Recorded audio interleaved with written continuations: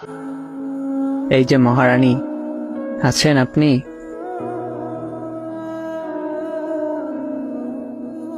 জি sir, বলুন। আমি কাল খুলনা যাব। কেন?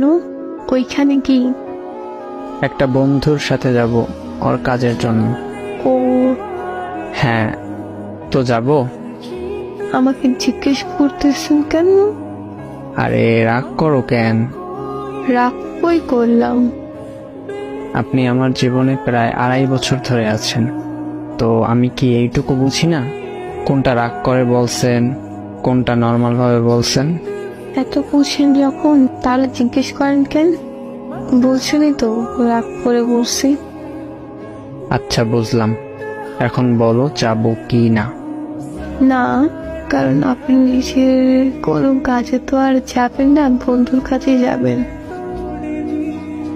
আচ্ছা, যাওয়া যাবে না এই তো? না, যাবেন না।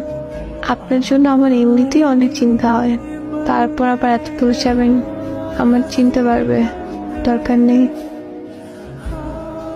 আচ্ছা বাবা, যাব না, তোমাকে চিন্তা করা লাগবে না। আচ্ছা।